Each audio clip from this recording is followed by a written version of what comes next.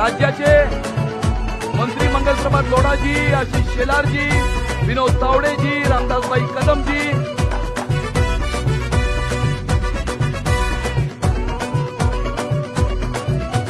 सणांसाठी राब राबतो, जागल्या बनून जागतो, संकटात पाय रोवुनी एकटा उभा ठाकतो.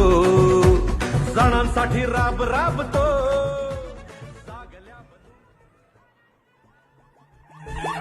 समविचारी पक्ष आता एक पटले सारे, राज्याच्या या विकासाचे वाहू लागले वारे. एक ध्येय, एक विचार, एक झाली कृती, महाराष्ट्राच्या विकासाला पुन्हा महायुती. या ठिकाणी सक्षम ही महिला झाली महाराष्ट्राची आज, व्यवसायाला कर्ज दिलं तेही विना व्याज. अंगणवाडी, बचत गट, बाळंत विडा पोषण, महिलांच्या या सशक्तीचं. या ठिकाणी मी आपल्याला हे सांगत होतो की 25 वर्ष मुंबईच्या महानगरपालिकेवर राज्य करूनही आपण केलेलं एकही काम या ठिकाणी यांना दाखवायला नाही. 25 वर्षामध्ये मुंबईच्या महानगरपालिकेमध्ये बसून या देशातला सर्वात मोठा भ्रष्टाचार, 3 लाख कोटींचा भ्रष्टाचार हा उद्धव ठाकरेंनी त्यावेळेला त्या मुंबईच्या महानगरपालिकेमध्ये केलेला आहे. आणि आज या ठिकाणी मराठी माणसाला साथ घालतायत. अरे तुमच्यातला आणि आमच्यातला फरक हाच आहे की आम्ही मराठी माणसासाठी त्या बीडीडी चाळीमध्ये 560 फुटाचं घर निर्माण केलं आणि तुम्ही मुंबईच्या महानगरपालिकेमध्ये बसून भ्रष्टाचार करून या ठिकाणी आपला बंगला नंबर 2 तयार केला. बंगला नंबर 2 आपण तयार केला. मराठी माणसाच्या गप्पा करतात. दर आठवड्याच्या स्टँडिंग कमिटीच्या 5% हे जगतात आणि मराठी माणसाच्या हे गप्पा करतात. या ठिकाणी अनेक उद्योगपतींची नावं घेतली. म्हणाले महायुतीचा महापौर होईल तर मुंबईचा अदानिस्तान होईल. अरे उद्धव ठाकरेंचा महापौर होईल तर मुंबईचा पाकिस्तान होईल.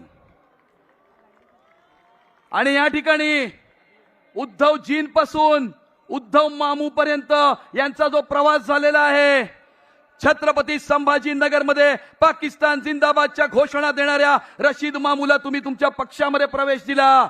बॉम्बस्फोटाचा आरोपी इक्बाल मुसा उर्फ बाबा चौहानला तुमच्या उमेदवारांनी त्यांच्याबरोबर प्रचार केला.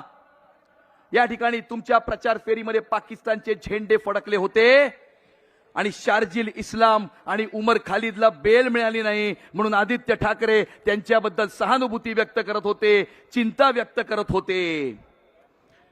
हा तुमचा प्रवास आहे. आणि आज या ठिकाणी काल जे प्रेझेंटेशन केलं, अरे तुम्ही त्यांनाच तुमच्या घरामध्ये बोलवून गळ्या भेटी घेतल्या होत्या, त्यांना आलिंगन घातलं होतं. अरे तुमची पोरं त्यांच्या लग्नामध्ये नाचतात आणि तुम्ही आम्हाला मराठी शिकवता.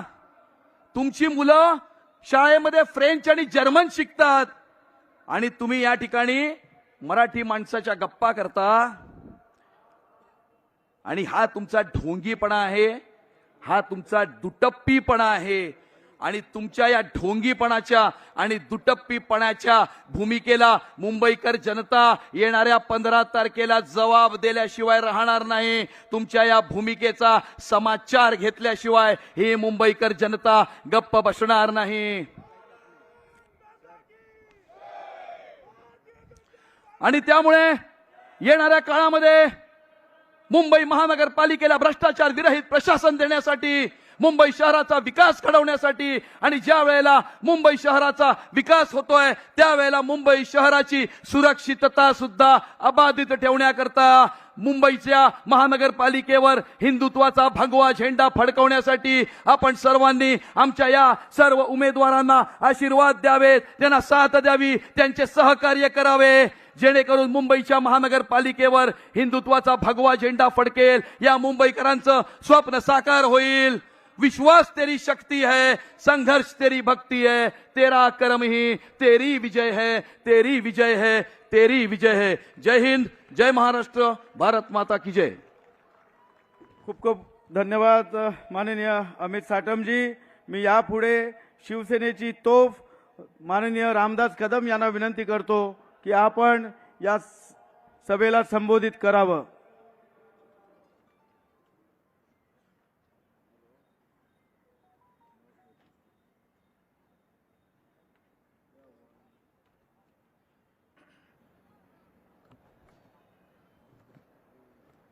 गोब्राह्मण प्रतिपालक हिंदवी स्वराज्य संस्थापक सिंहासनाधीशित जाणता राजा छत्रपती शिवाजी महाराज की, छत्रपती शिवाजी महाराज की जय शिवाजी, जय भवानी, जय जय जय जय जय शिवाजी, जय जय जय जय जय भवानी. शिवसेना प्रमुख मान्य बाळासाहेब ठाकरे यांचा, देशाचे पंतप्रधान आदरणीय मोदी साहेबांचा आवाज कुणाचा? महायुतीचा आशावास. धन्यवाद. होय बांधवानो, 350 वर्षाच्या आधी दिल्लीच्या औरंगजेबाच्या लोकरीला लाद घालून कवी भूषण जेव्हा किल्ले रायगड येथे आले होते, छत्रपती शिवाजी महाराजांचा राज्याभिषेक करण्यासाठी आले होते, त्यावेळेला कवी भूषण यांनी असं म्हटलं होतं, काशी की कला जाती मथुरा में मस्जिद बसती, काशी की कला जाती मथुरा में मस्जिद बसती, अगर शिवाजी न होते तो सुनतिया सबकी होती, सुनतिया सबकी होती.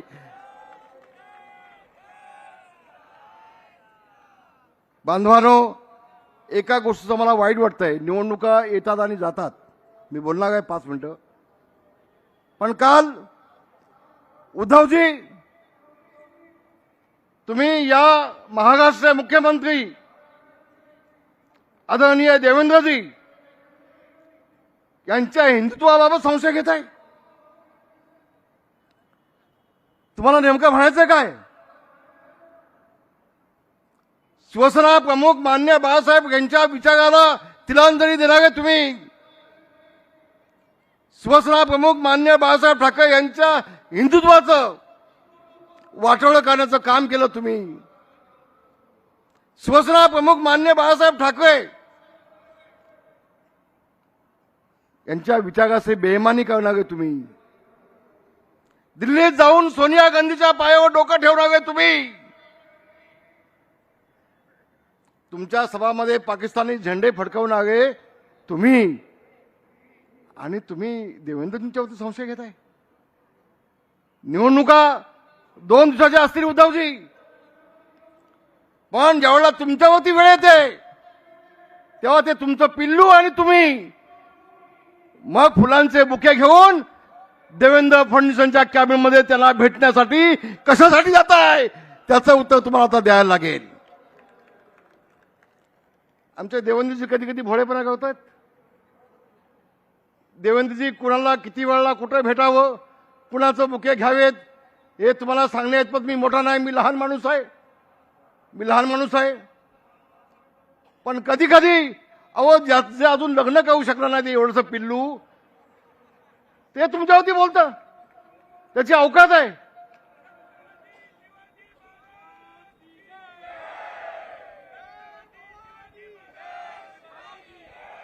अरे कुणी कुणावर बोलावं? एकनाथजी शिंदे कदमांच्या पुढती कदम चालले कदम सरदार, वाघावा करती वाघ अनुसरले शिव पवार, शिंद्यांचा खंदा घोडा चालला जणू किती वेळ, बावटा धवून तोंडात भोसला चढे जोमात, त्यातले हे शिंदे. छत्रपती शिवाजी महाराजांचा भगवा झेंडा हातात घेऊन छत्रपतींच्या सोबत मोगलांशी लढणारे हे शिंदे, त्या शिंदेना आपण काय म्हणताय? उद्धवजी, मिंदे, याच मिंदेंच्या पायाशी तुम्हाला आल्याशिवाय तुम्हाला जमणार नाही, तुम्हाला राहणार नाही, तुम्हाला यावं लागेल, आणि या शिंदेना तुम्हाला हजाजी करावं लागेल.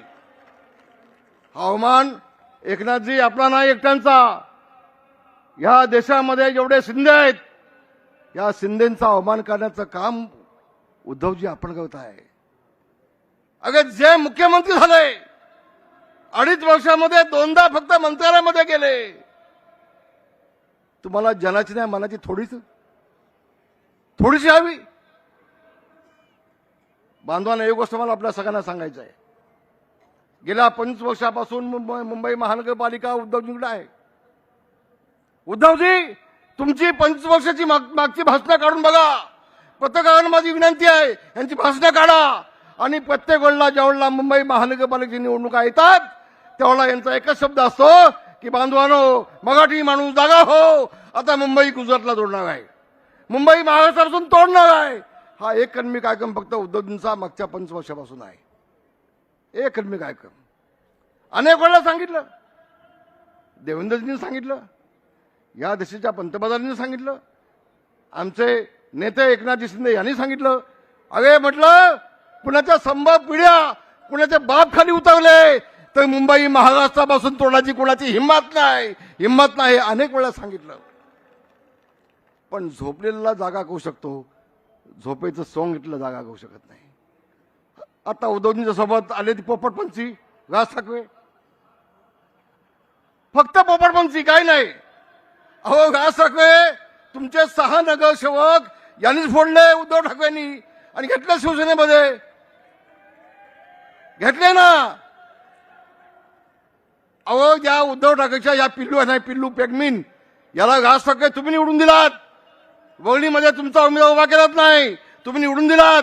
पण तुमचा जेव्हा मुलगा उभा झाला त्याला याला पाडण्याचं काम, राजकीय दिशा गाडण्याचं काम या उद्धव ठाकरेंनी केलं. अहो राज ठाकरे जनाची नाही मनाची थोडीच ठेवा ना. काय चाललंय तुमचं? एक सांगतो, आज मुंबई तुम्ही लुटलीत. तुम्ही सांगा तुमच्या वचनामध्ये 25 वर्षामध्ये मुंबईसाठी तुम्ही काय केलं? एकच काम केलं.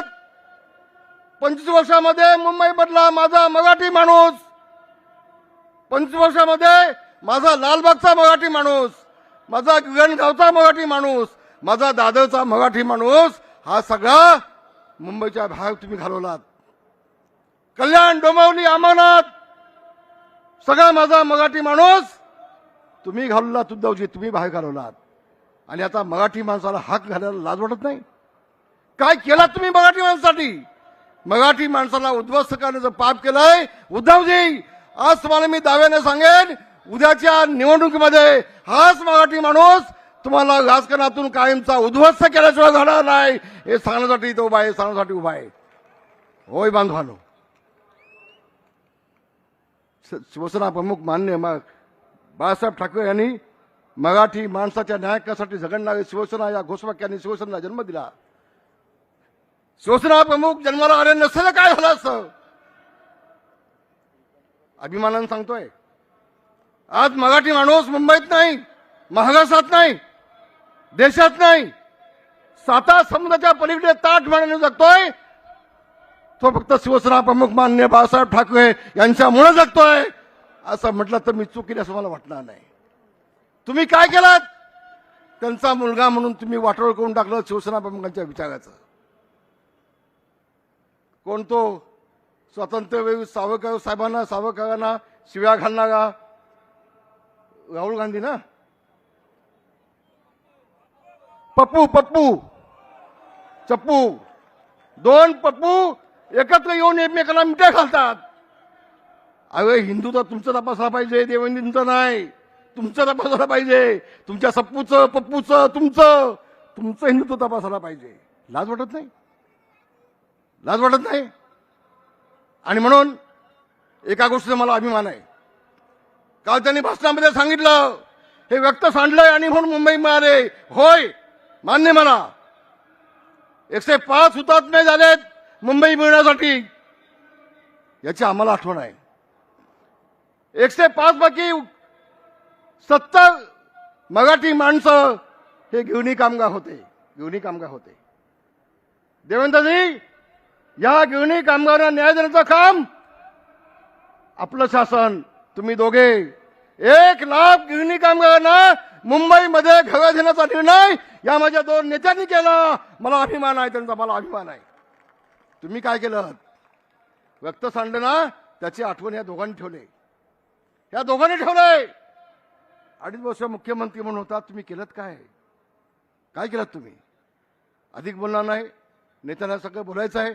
माझी सगळ्या बांधवांना विनंती आहे, आपल्या शिवसेना, भाजप, महायुतीचे जे आपले सगळे उमेदवार आहेत, आपल्याला काठावर पास व्हायची सवय नाही.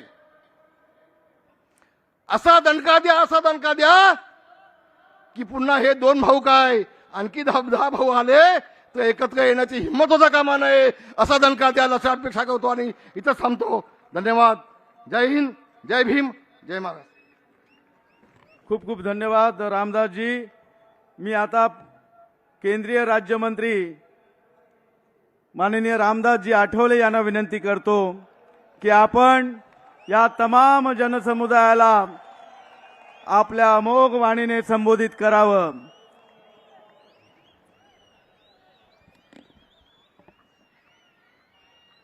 उपस्थित बंधू आणि भगिनीनो, मंचकावर बसलेला आहे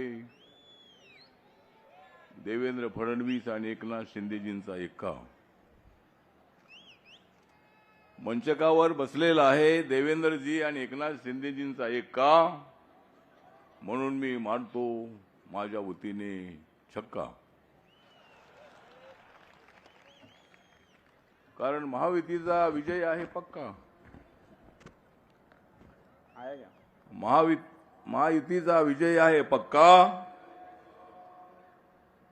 आणि आमच्या सर्वांचा तुम्ही मान राखा. भरून गेला आहे मैदान शिवाजी पार्क. भरून गेलेला आहे मैदान शिवाजी पार्क. मी महायुतीला देतो 150 मार्क.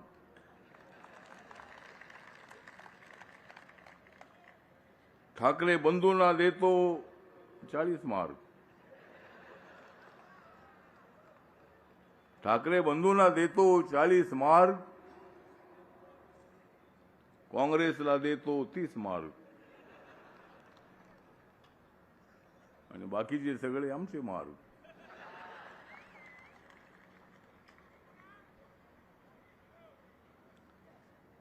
तर आजची जी सभा आहे ती सभा का कालची सभा झाली? कालच्या सभेला माणसं होती, पण कालच्या सभेपेक्षा आज मला जास्त माणसं दिसत आहेत. त्या महायुतीच्या सभेला मुंबईतून, सगळ्या वार्डातून, प्रभागातून या ठिकाणी मोठ्या संख्येनं आपण आलेले आहात. भारतीय जनता पार्टी, शिवसेना आणि आरपीआय एकत्र आल्यामुळे भाजप, शिवसेना आणि आरपीआय लोक म्हणतायत विजय आमचाच हाय. या मुंबईसाठी मोठ्या प्रमाणामध्ये देवेंद्रजींनी कामं केलेली आहेत, एकनाथ शिंदे साहेबांनी कामं केलेली आहेत. नरेंद्र मोदी साहेबांच्या नेतृत्वाखाली मोठ्या प्रमाणामध्ये मुंबईला भरपूर पैसा मिळालेला आहे. मेट्रो आहे, लोकलचं डेव्हलपमेंट आहे, रोडचं डेव्हलपमेंट आहे. मुंबईमध्ये ज्या झोपडपट्ट्या आहेत त्या झोपडपट्ट्यांच्या ठिकाणी पक्की घरं बांधण्याची स्कीम मोठ्या प्रमाणात सुरू आहे. धारावीचं डेव्हलपमेंट, सगळ्या आशिया खंडात सर्वात मोठी असणारी स्लम झोपडपट्टी, त्या ठिकाणी सुद्धा डेव्हलपमेंटचं काम सुरू होत आहे. बिडी चाळी ज्या ठिकाणी 100-120 फुटाचं घर होतं त्या ठिकाणी भव्य अशा पद्धतीच्या इमारती उभ्या राहत आहेत. गरीब माणूस जो आहे तो झोपडपट्टीत राहणार आहे, त्या माणसाला पक्का घर देण्याची आमची पक्की स्कीम आहे. मी सांगतो की महायुतीची मुंबईमध्ये येणार आहे सत्ता. महायुतीचीच मुंबईमध्ये येणार आहे सत्ता आणि ठाकरे बंधूंचा उडून जाणार आहे पत्ता. हे दोन भाऊ एकत्र आलेले आहेत. या तुम्ही एकत्र, या तुम्ही एकत्र. पण ज्या बाळासाहेबांच्या विरोधामध्ये राज ठाकरे साहेब गेले त्यावेळेला उद्धवजींचा तर पळाट झाला होता. उद्धवजी आमचे चांगले मित्र आहेत, त्याने आमच्यासोबत राहायला हवं होतं. 2019 मध्ये सर्वात जास्त जागा बीजेपीच्या आल्या होत्या, त्यानंतर शिवसेनेच्या जागा आल्या होत्या. आपण आमच्या सोबत राहिला असता तर धनुष्यबाण तुमच्याकडे राहिलं असतं. पण धनुष्यबाण आज एकनाथ शिंदे साहेबांकडे आहे, धनुष्यबाण आमच्याकडे आहे. जे तुमच्याकडे आहे फक्त कान आणि आमच्याकडे आहे धनुष्यबाण. तुम्ही अशा पद्धतीचा निर्णय घेतला नसतात तर आम्ही सगळे एकत्र असतो. पण तुम्ही फार लांब निघून गेलात. ज्या काँग्रेस पक्षाचा बाळासाहेबांनी आयुष्यभर विरोध केला त्याच काँग्रेस पक्षासोबत आपण गेलात. देवेंद्र फडणवीस यांच्या पाठीमध्ये खंजीर खुपसण्याचा प्रयत्न केला तुम्ही. मॅन्डेट जो होता तो मॅन्डेट हाच होता की भाजप शिवसेना मिळून सत्ता स्थापन झाली पाहिजे असाच मॅन्डेट होता. पण तो मॅन्डेट तुम्ही नाकारलात आणि तुम्ही गेलात काँग्रेस पक्षाकडे. एकनाथ शिंदे साहेब खमक्या माणूस होता. 56 आमदारापैकी 40 आमदारांना घेऊन ते देवेंद्रजींकडे आले आणि सरकार आपलं स्थापन झालं. एकनाथ शिंदे साहेबांना मुख्यमंत्री म्हणण्याची संधी मिळाली 2.5 वर्ष. आणि लाडक्या बहिणींचा निर्णय आहे, अनेक निर्णय आहे त्या सरकारने घेतले. त्यामुळं मी आपल्याला एवढंच सांगतो की देवेंद्र फडणवीस, एकनाथ शिंदेजी आम्ही सर्वजण आम्ही एकत्रित आहोत. मुंबईच्या विकासासाठी आम्ही तुमच्यासोबत आहोत. ज्या महानगरपालिकेमध्ये मोठ्या प्रमाणामध्ये भ्रष्टाचार झाला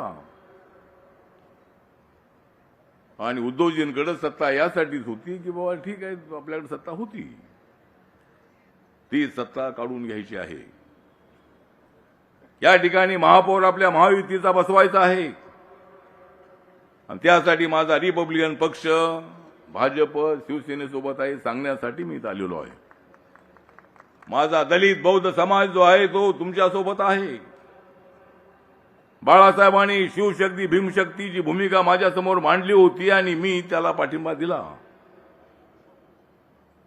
आणि 2012च्या निवडणुकीमध्ये आम्ही सर्वजण एकत्र होतो. अनेक प्रश्नांची सोडवणूक करण्यासाठी मी दिल्लीमध्ये आहे. नरेंद्र मोदी साहेब अत्यंत विकासाच्या दिशेनं पुढे चाललेले नेते आहेत. काँग्रेस पक्षाला जे जमलं नाही ते नरेंद्र मोदी साहेबांनी करून दाखवलं. आणि देवेंद्रजी पूर्वी म्हणाले होते की मी परत येईन, मी परत येईन आपण म्हणाला होतात, आपण परत आलात. पण मी दिल्लीवरून महाराष्ट्रात मी येणार नाही. मी आहेच आपल्यासोबत. मी दिल्लीमध्ये आहे, आपण इथे आहात. पियुष गोयल साहेब दिल्लीमध्ये आहेत आणि आपण इथं आहात. या ठिकाणी आशिष शेलार साहेब आहेत, रामदास भाई इथं आलेले आहेत. आणि शिवशक्ती भीमशक्ती झाली त्यावेळेला रामदास कदम यांनी त्यांच्या कांदिवलीमध्ये एक मोठा मेळावा ठेवला होता शिवशक्ती भीमशक्तीचा. ते शिवसेनेमधले अत्यंत ऍक्टिव्ह नेते आहे. त्यांच्या मनामध्ये फार मोठी तळमळ आहे आणि म्हणून ते आपल्या भावना व्यक्त करत असतात. आम्ही साटमजी या ठिकाणी उपस्थित आहे. ते मुंबईचे अध्यक्ष आहेत बीजेपीचे. राहुल शेवाळ या ठिकाणी उपस्थित आहेत. आमचे मंगलप्रभात दोडा साहेब इथं आलेले आहेत. असे अनेक मान्यवर नेते या ठिकाणी उपस्थित आहेत भाजप शिवसेनेचे. म्हणून मी काही जास्त वेळ घेत नाही. हे सांगण्यासाठी आलेलो आहे की रिपब्लिकन पक्ष आपल्या पाठीशी आहे. जय भीम आहे माझ्या गाठीशी. मग मी का राहणार नाही तुमच्या पाठीशी? मी तुमच्या पाठीशी आहे. माझा समाज तुमच्या पाठीशी आहे. हे जाऊन गैरसमज करत असतील ही, पण नरेंद्र मोदींच्या विकासाच्यासाठी इथं एमएमआरडीच्या माध्यमातून राज्य सरकारच्या वतीनं बाबासाहेबांचं मोठं स्मारक होतंय. बाबासाहेबांचं भव्य दिव्य स्मारक इंटरनॅशनल लेवलचं होतंय. 1314 रुपये खर्च करून एवढं मोठं स्मारक कधी काँग्रेसच्या काळामध्ये झालं नाही. काँग्रेसने कधी 26 अली रोडचा विकास केला नाही. काँग्रेस पक्षाने कधी डॉक्टर आंबेडकर फाउंडेशनची फक्त एक छोटंसं ऑफिस होतं. मोदी साहेब आल्यानंतर ताबडतोब त्या ठिकाणी डॉक्टर आंबेडकर इंटरनॅशनल सेंटर बनवलं. बाबासाहेब आंबेडकरांनी संविधानचा ड्राफ्ट ज्यावेळेला राजेंद्र प्रसाद आणि पंडित जवाहरलाल नेहरूंना दिला होता तो दिवस नरेंद्र मोदी साहेब आणि सगळा देश संपूर्ण साजरा करत आहे. आणि म्हणून मी आपल्याला हेच सांगतो की या देशाचं बाबासाहेबांचं संविधान बदलणं एवढं सोपं काम नाही. संविधानाला मजबूत करण्याचं काम नरेंद्र मोदी साहेब करत आहेत. या ठिकाणचं देवेंद्रजीचं आणि एकनाथ शिंदे साहेबांचं जे सरकार आहे ते सुद्धा बाबासाहेबांचे स्वप्न साकार करण्याचा प्रयत्न करत आहेत. आणि या मुंबईला सुंदर बनवण्यासाठी त्यांचा प्रयत्न सुरू आहे. त्याच्यामध्ये माझा पक्षही आम्ही आपल्यासोबत आहोत एवढंच या प्रसंगी सांगतो. आणि 15 तारीख लक्षात ठेवा. 15 तारखेला कमळ आणि धनुष्यबाण या तुम्ही छत्रपती शिवाजी महाराज आणि बाबासाहेब आंबेडकरांची आण आणि निवडून द्या कमळ आणि धनुष्यबाण. जय भीम, जय भारत, जय महाराष्ट्र. खूप खूप धन्यवाद रामदासजी आठवलेजी. आणि आता आपल्या समोर आपल्या सगळ्यांचे लाडके नेतृत्व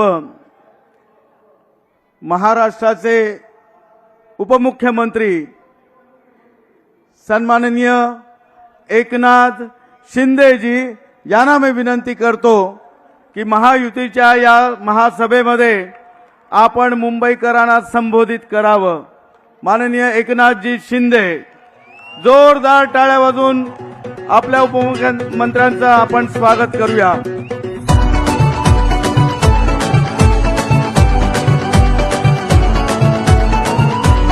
छत्रपती शिवाजी महाराज की जय. भवानी.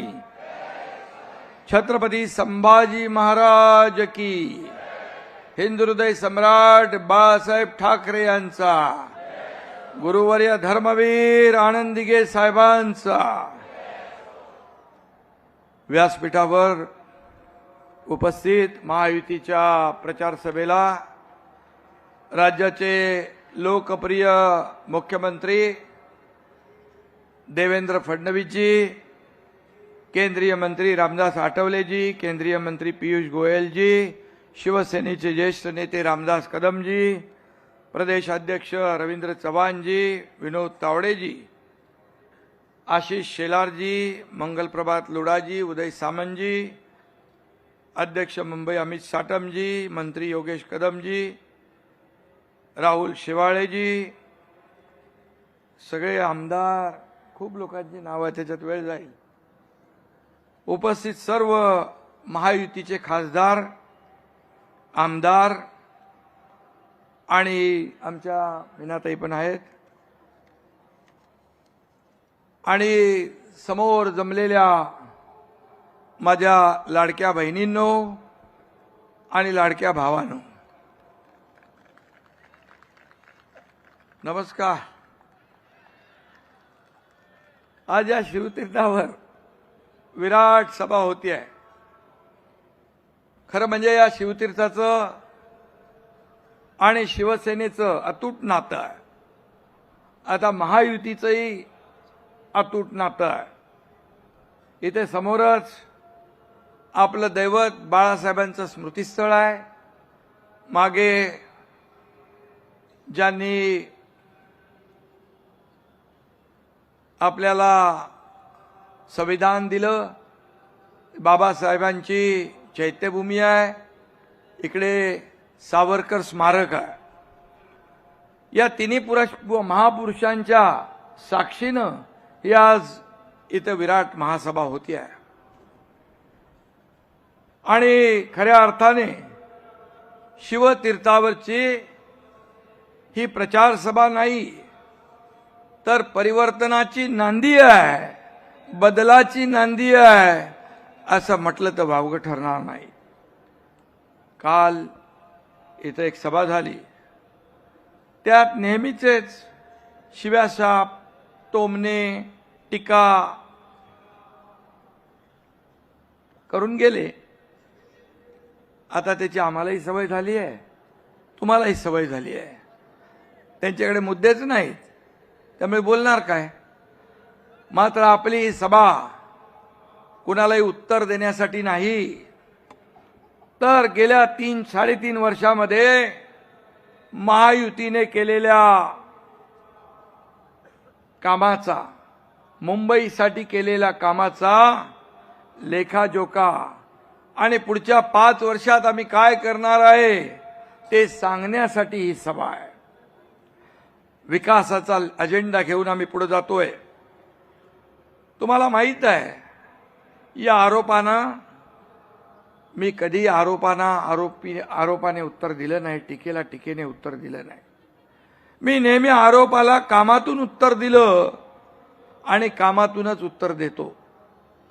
आता भावनेचं नाही तर विकासाचं राजकारण या ठिकाणी लोकांना अपेक्षित आहे आणि आम्ही तेच केलं आणि तेच करणार.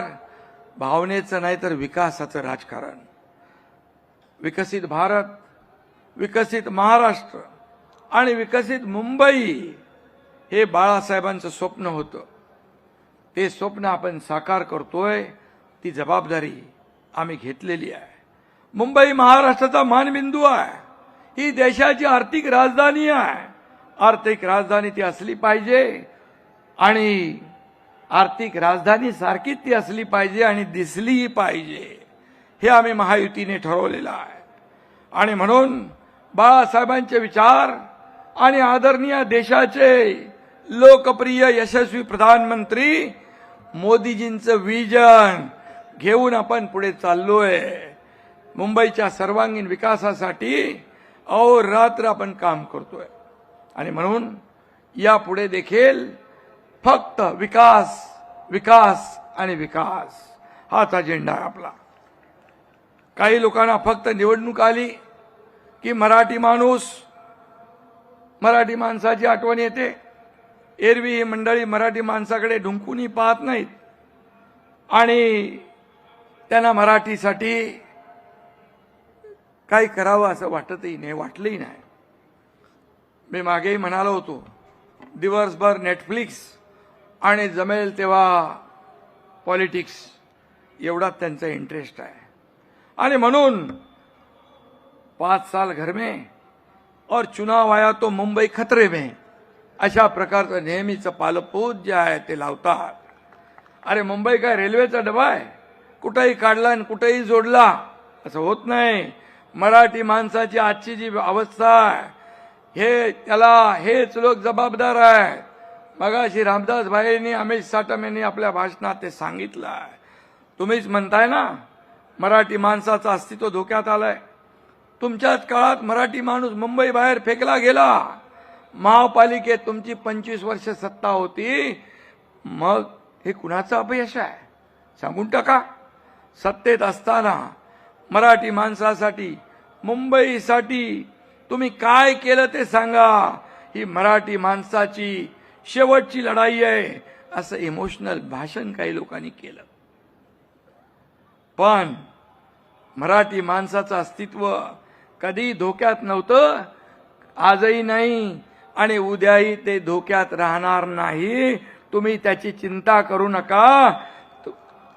तुमचं अस्तित्व धोक्यात आलंय, तुमचं राजकारण मात्र धोक्यात आलंय. परंतु मराठी माणसाचं हित जपायला, मुंबईचं हित जपायला आम्ही समर्थ आहोत. देवेंद्रजी इथे आहेत, मी इथे तुमच्या समोर आहे आणि मराठी माणूस आमच्या सोबत आहे. मराठी माणूस. अरे एकनाथ शिंदे का मराठी नाही? देवेंद्र फडणवीसजी काय मराठी नाहीत? मराठी माणसासाठी काय केलं ते सांगा. आज मी पुन्हा सांगतो, मुंबईतली मराठी माणसाचं महत्व कधी कमी होणार नाही आणि त्यासाठी येणारा महापौर महायुतीचाच असेल आणि मराठीच असेल. मुंबईवर युतीचा भगवा फडकणार, महायुतीचा भगवा फडकणार. ही काळ्या दगडावरची भगवी रेघ आहे, लिहून ठेवा तुम्ही. खर तर यांच्यामुळेच मुंबईच्या बाहेर गेला. इकडे वसई, विरार, नालासोपारा, इकडे बदलापूर, अंबरनाथ, वांगणी इकडे गेला. ह्या तुमच्यामुळे गेला आहे का? यांच्यावर जाण्याची वेळ आली आणि म्हणून यांना पुन्हा सन्मानाने मुंबईकर जो बाहेर गेला त्याला पुन्हा मुंबईत आणण्याचं काम ही महायुती केल्याशिवाय राहणार नाही. अशा प्रकारचं काम आम्ही करतोय. मुंबईकरांना घर, त्यांना रोजगार, मूलभूत सोयी सुविधा देणं हेच आमचं मिशन आहे. हेच आमचं मिशन आहे. देवेंद्रजीने आम्ही ठरवलेलं आहे, आता मुंबईकर जो गेलाय बाहेर, जो रडतोय, त्याला भाडं नाही, बेघर झालाय, त्याला पुन्हा मुंबईत आणू, हे आम्ही ठरवलेलं आहे. हा संकल्प आम्ही केलेला आहे. आम्ही हवेत बोलत नाही, आमचं काम बोलतंय. 3.5 वर्षाचं काम बघा, काम बघा, डोळ्यांनी बघा आणि मग बोला आमच्यावर. आमचं no settlement, only development, no settlement, only development, हा आमचा अजेंडा आहे. त्यांचं करप्शन फर्स्ट होतं, आमचं मुंबई फर्स्ट आहे. मुंबई फर्स्ट. आणि म्हणून आम्ही मराठी माणसासाठी काय केलं ते मी सांगतो. नीट ऐका, तुम्ही ऐका. 20,000 इमारतींना ओसी देण्याचा निर्णय आमच्या महायुती सरकारने घेतला. 20,000 इमारती, 20,000 लोक नाहीत.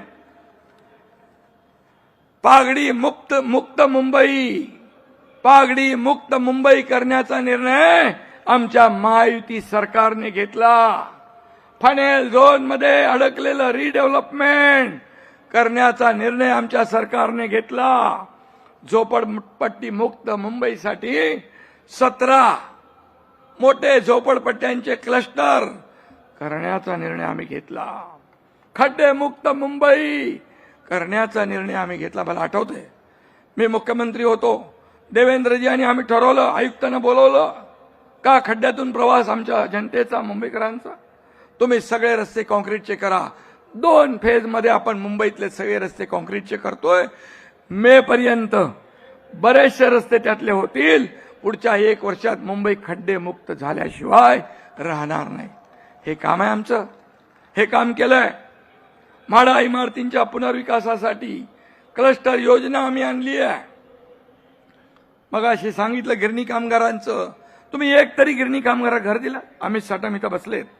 10 ते 12 हजार गिरणी कामगारांना महायुतीने घरं दिली आणि आणखी 1 लाख गिरणी कामगारांना मुंबई आणि MMR मध्ये महायुती घरं देणार. कारण मुंबईकर मुंबईसाठी खपलाय. आम्ही स्वतःची घरं भरणारे नाही, लोकांना घर देणारे आहोत.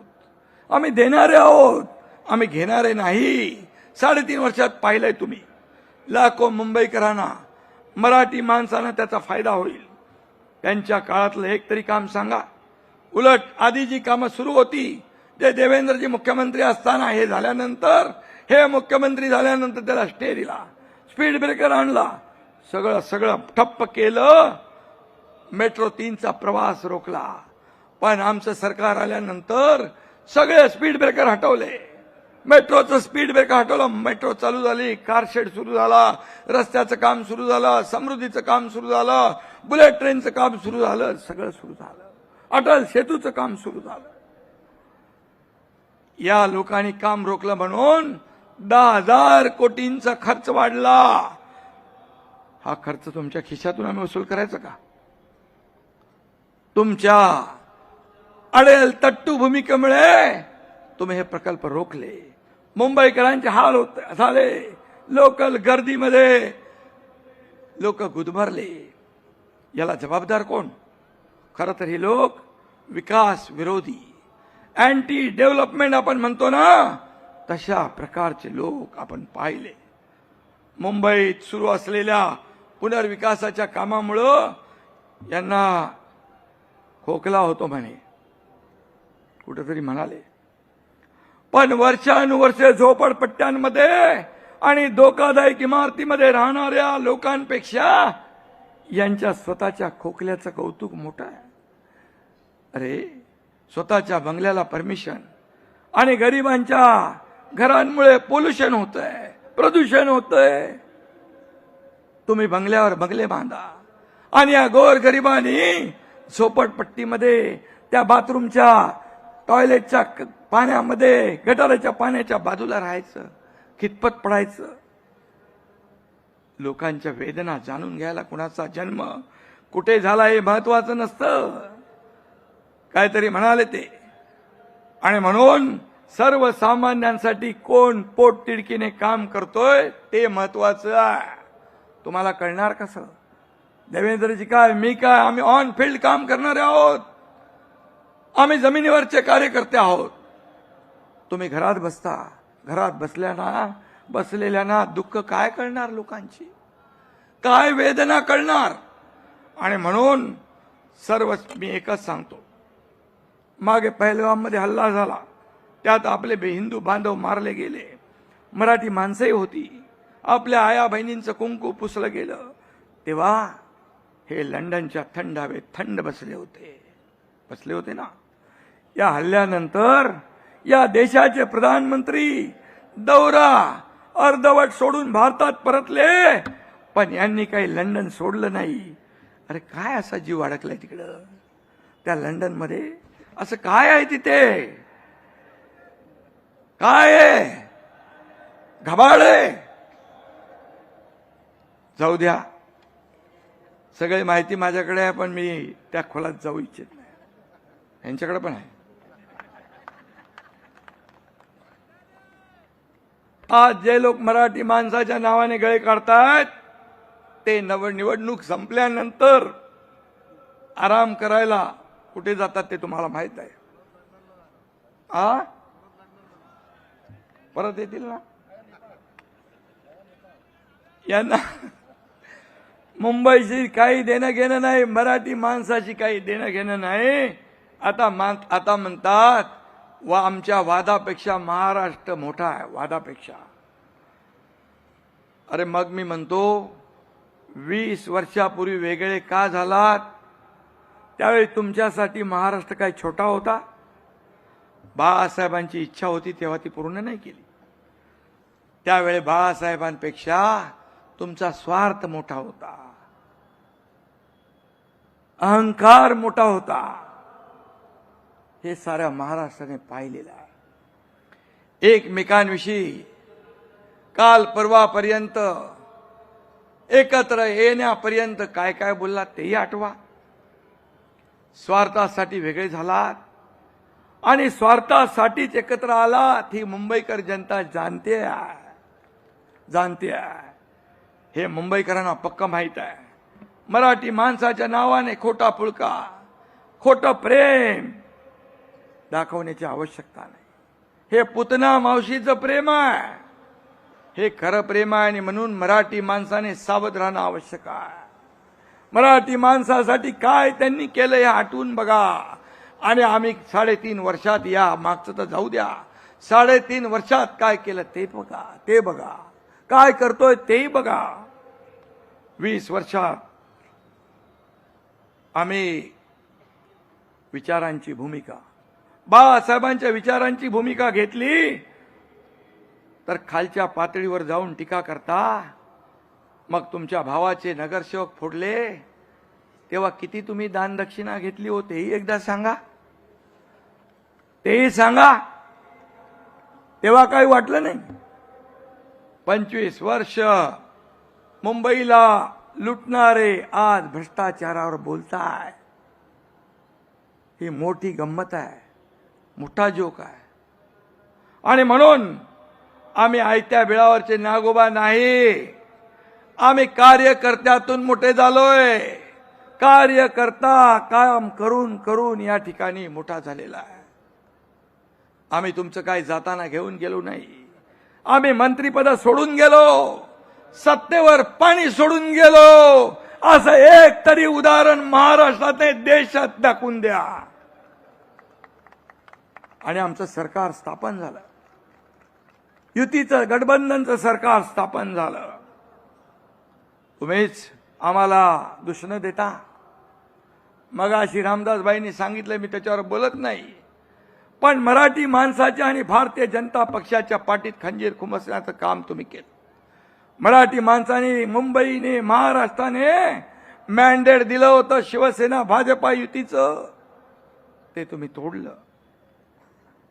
आता महायुतीने केलेली कामं चोरणारी कामचोर टोळी आता नवीन सुरू झाली आहे, सक्रिय झालेली आहे.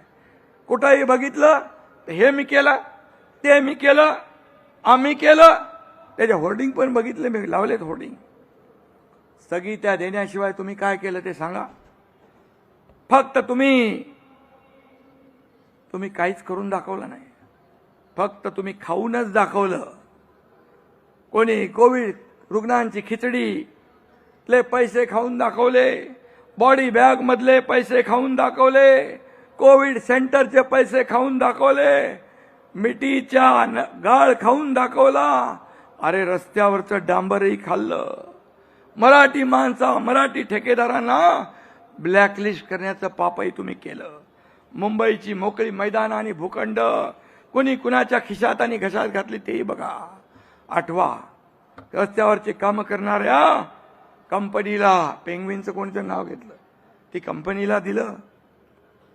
बोरिवलीच्या कपडे व्यापाऱ्याला ऑक्सिजन प्लांट उभारण्याचं काम दिलं. वा रे वा.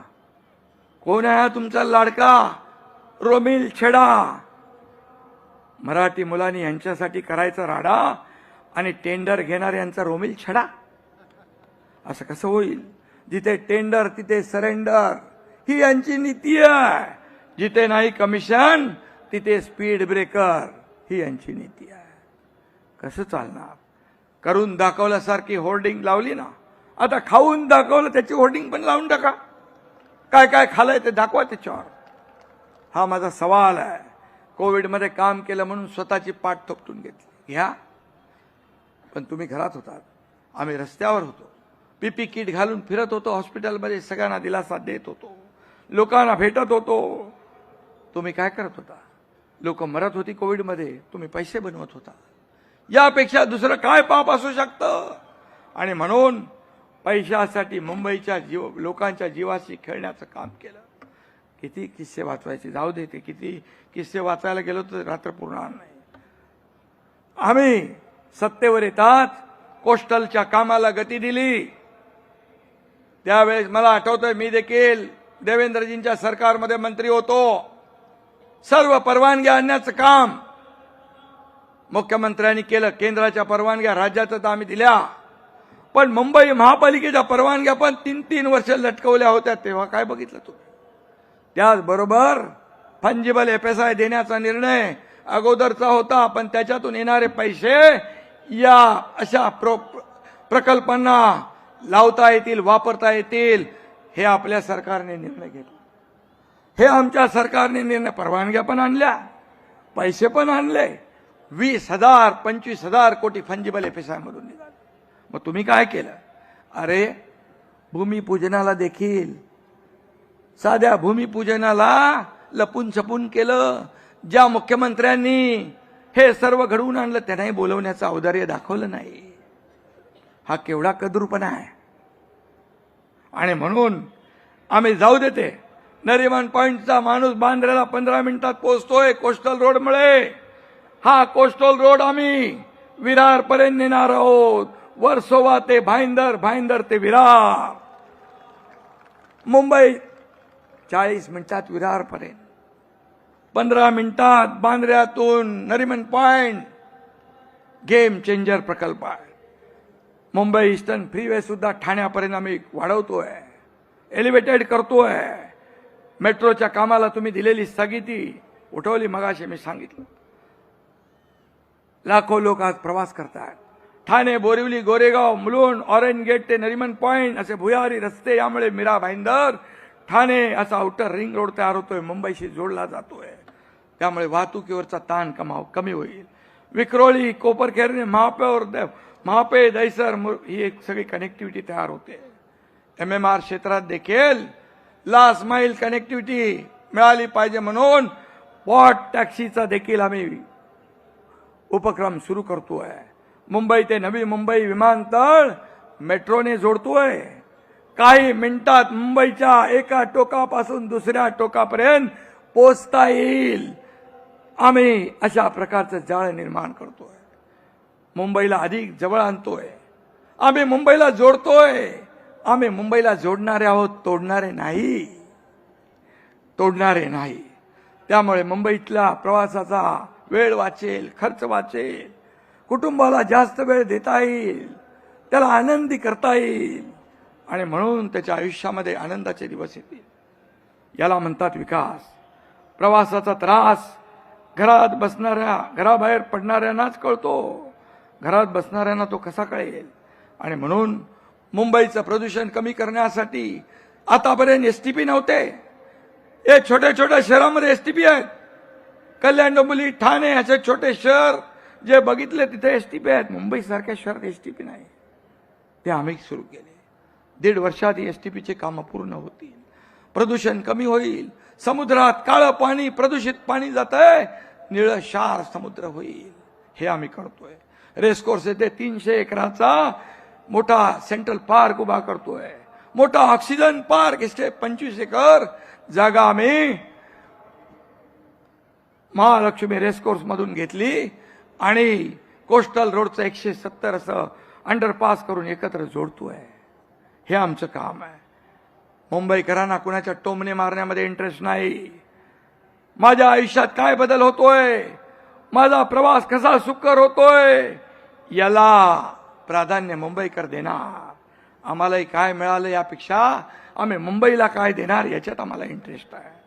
मुंबईच्या पायाभूत सुविधांसह या शहरात रोजगार वाढला पाहिजे. आपल्याला मुंबईला फिनटेक कॅपिटल करायचं आहे.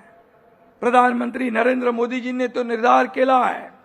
त्याचं प्लॅनिंगही सुरू आहे. मुख्यमंत्री दररोज वेळेवर बैठका घेत आहेत. या मुंबईला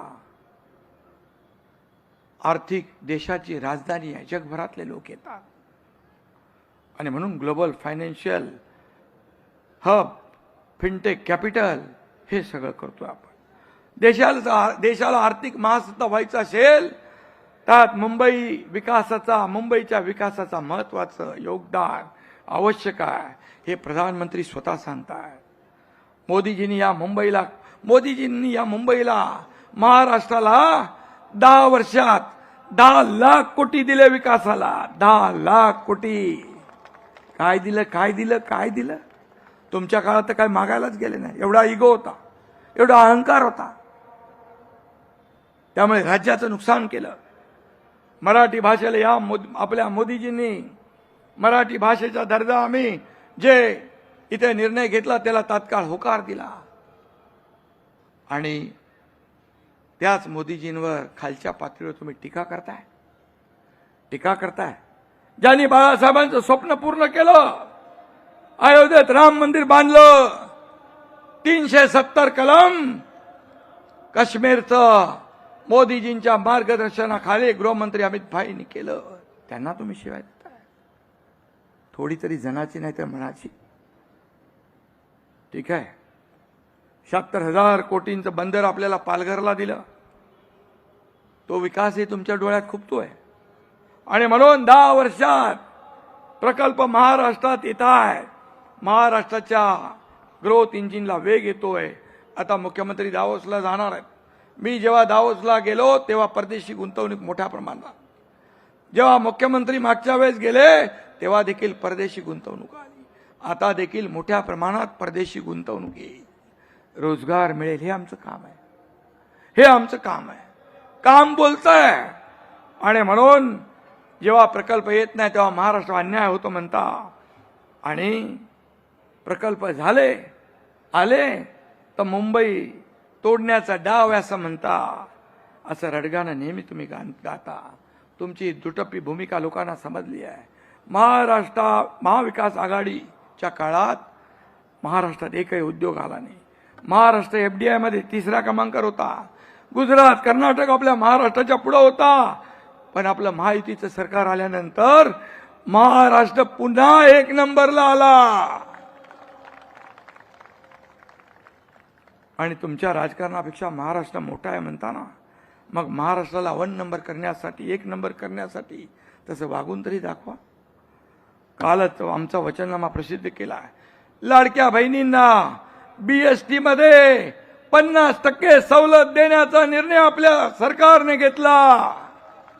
लाडक्या बहिणींना 5 लाख रुपये बिनव्याजी कर्ज देण्याचा निर्णय घेतला. खूप निर्णय घेतले, त्याच्यामध्ये मी जात नाही, वचननामा आहे. माझ्या लाडक्या बहिणींना 1,500 रुपये देऊ नका म्हणून निवडणूक आयोगाकडे हेच काँग्रेस महाविकास आघाडी गेली आहे. त्यांना आमच्या लाडक्या बहिणी बरोबर जोडा दाखवतीलच, जसा विधानसभेत दाखवला. त्यांनी खोडा घातल्याबरोबर 232 नंबरचा जोडा माझ्या लाडक्या बहिणींनी त्यांना दाखवला आणि घरी बसवून टाकलं. आणि म्हणून हे कसले भाऊ, हे दुष्ट सावत्र भावानं या लाडक्या बहिणी 15 तारखेला त्यांची जागा दाखवल्याशिवाय राहणार नाही.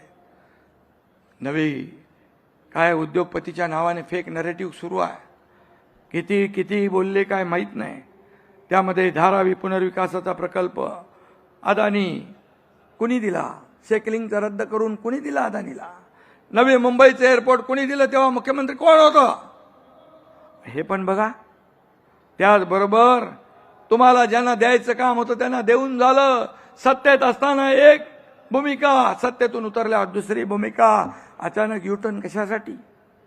जागा दिल्या आमच्यावर आरोप करता. मग मला सांगा, मुंबईची मोकळी मैदानं आणि भूखंड कोणी दिले? या उद्योगपतींचे संबंध, चांगले संबंध कुणाकुणाबरोबर आहेत?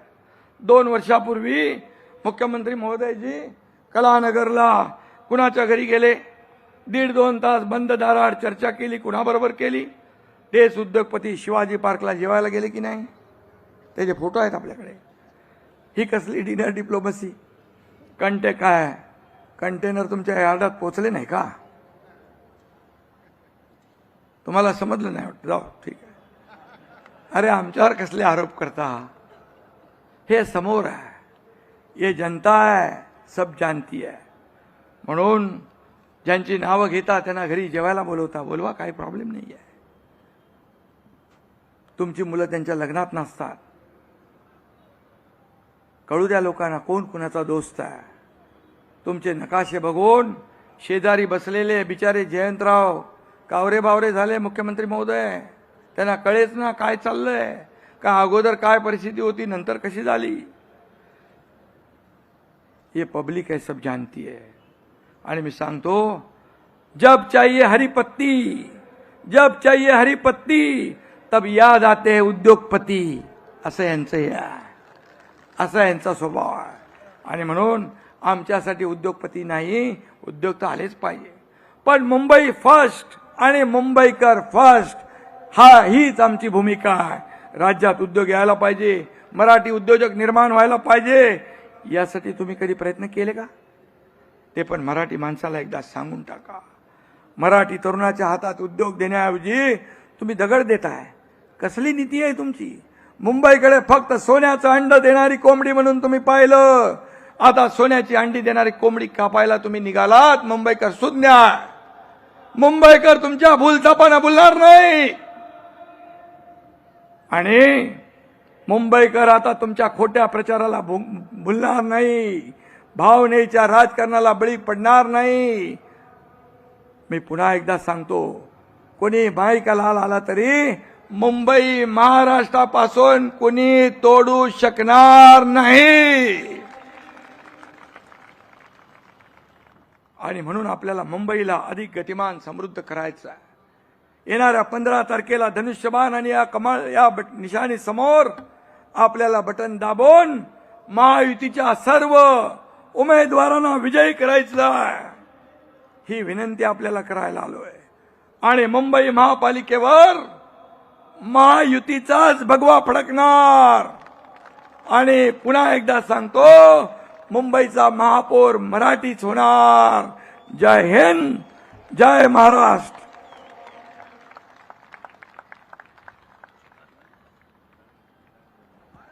हॅलो, खूप खूप धन्यवाद शिंदे साहेब.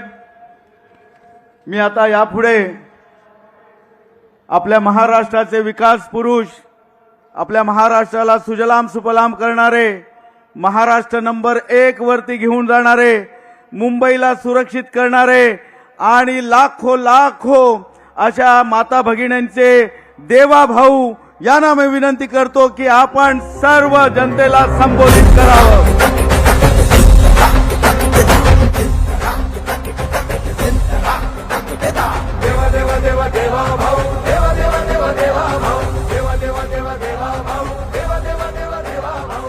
भारत माता की, भारत माता की, छत्रपती शिवाजी महाराज की, धर्मवीर छत्रपती संभाजी महाराज की, जय भवानी, जय भवानी, जय जय जय जय जय भवानी, जय जय जय जय जय शिवाजी, बोल सियापति रामचंद्र की, पवन सुत हनुमान की, उमापति महादेव की, बोलो जी भाई सब संतन की, भारत माता की, भारत रत्न डॉक्टर बाबासाहेब आंबेडकरांचा, हिंदू हृदय सम्राट शिवसेना प्रमुख बाळासाहेब ठाकरेंचा, हिंदवी स्वराज्याचे सरसंस्थापक छत्रपती शिवरायांना मानाचा मुजरा करतो. भारतीय राज्यघटनेचे शिल्पकार भारतरत्न डॉक्टर बाबासाहेब आंबेडकर यांना मानवंदना अर्पित करतो. आणि आज या विराट सभेमध्ये मंचावर उपस्थित असलेले महाराष्ट्राचे लोकप्रिय आणि धडाडीचे उपमुख्यमंत्री एकनाथराव शिंदेजी, माननीय केंद्रीय मंत्री पीयूष गोयलजी, आरपीआयचे राष्ट्रीय अध्यक्ष माननीय रामदास आठवलेजी, भाजपचे अध्यक्ष रवींद्र चव्हाणजी, माननीय विनोद तावडेजी, अमित साटमजी, रामदासभाई कदमजी, आशिष शेलारजी, मंगलप्रभात लोढाजी, उदय सामंतजी, योगेश कदमजी, रवींद्र वायकरजी, प्रवीण दरेकरजी, मिलिंद देवराजी, जयदीप कवाळेजी, राहुल शेवाळेजी, मीनाताई कांबळी, प्रकाशजी सुर्वे, कालिदासजी कोळंबकर, विद्याताई ठाकूर, योगेशजी सागर, परागजी अळवणी, प्रसादजी लाड, मिहिरजी कोटेचा, मनीषाताई कायंदे, तुकाराम काते, मंचावर उपस्थित सर्व मान्यवर नेता मंडळी, या ठिकाणी मोठ्या संख्येने उपस्थित असलेल्या आमच्या सर्व लाडक्या बहिणी आणि उपस्थित सर्व माझ्या लाडक्या भावांनो, खरं म्हणजे मुंबईच्या प्रचाराचा शुभारंभ मी आणि शिंदे साहेबांनी 3 तारखेला केला. तो दिवस तिथीप्रमाणे आई जिजाऊंचा जन्मतिथीचा दिवस होता. आणि आज ज्यावेळी शिवतीर्थावरची ही शेवटची सभा आम्ही घेतो आहोत, हा दिवस पुन्हा आई जिजाऊ मा साहेबांचा या ठिकाणी जयंतीचा दिवस आहे. आणि म्हणून आजच्या या पवित्र दिवशी या ठिकाणी छत्रपती शिवरायांचं स्मरण करून पुन्हा एकदा या महानगरपालिकेवर महायुतीचा भगवा फडकवण्याकरता आपण सगळे एकत्रित आलोत. आज स्वामी विवेकानंदांची देखील जयंती आहे. स्वामी विवेकानंदांनी हिंदू संस्कृती, भगवा झेंडा याला संपूर्ण विश्वापर्यंत नेलं आणि खऱ्या अर्थानं दिग्विजय मिळवला. अशा प्रकारचे स्वामी विवेकानंद यांनाही नमन करतो. कधी कधी मी विचार करतो, इतक्या सभा घेण्याची खरंच गरज आपल्याला आहे का? पण माझ्याकरता तो संवाद असतो. पण काही गोष्टी या सभांपेक्षा अधिक एका वेगळ्याच संवादामध्ये आपल्याला समजू शकतात. आणि म्हणून मी कोणाकडनं तरी शब्द उधार घेतो आणि म्हणतो, जरा लाव रे तो व्हिडिओ, लाव बरं जरा. हे उद्धव वगैरे जे आहेत ना, यांच्या या नीच राजकारणाचाच मला कंटाळा आला होता आणि म्हणून मी बाहेर पडलो. आणि मग जर का उद्धवला कंटाळून तू शिवसेना सोडली असशील तर उद्धवच्या फोनची वाट का बघतोस? आणि ज्यांनी बाळासाहेब असताना त्यांच्या पाठीत खंजीर खुपसला, बाळासाहेबांचं ज्यांनी ऐकलं नाही तो माझं ऐकेल असं तुम्हाला वाटतं? तिथून बाहेर पडताना माझ्या बरोबर मी गाडी चालवतोय, माझ्या बरोबर उद्धव बाजूला बसलाय. तिथून हॉस्पिटलमधनं मातोश्रीला मी घेऊन आलो. हॉस्पिटलमधनं मातोश्रीला येईपर्यंत तेव्हा नाही रे वाटलं की बाळासाहेबांच्या पाठीत खंजीर खुपसणाऱ्याच्या बाजूला मी बसलोय म्हणून.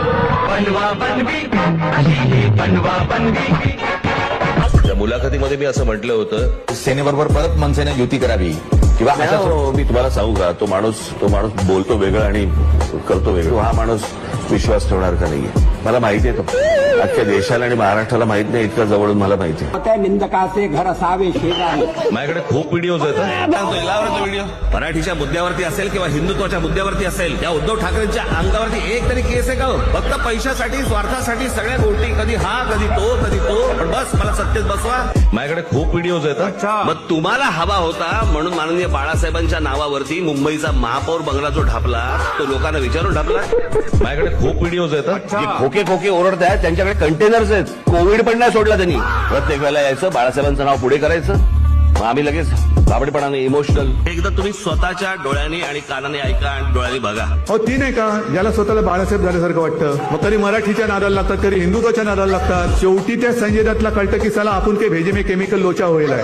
अरे तू कोण आहे? तू कोण? वल्लभभाई पटेल काय महात्मा गांधी? तू कोण आहे की मी बोलतोय ना? अरे मी बोलतोय ना, काय लॉजिक आहे? बघा परिस्थिती काय होती. वो नेता नाम ले लो, वो क्या नेता है क्या?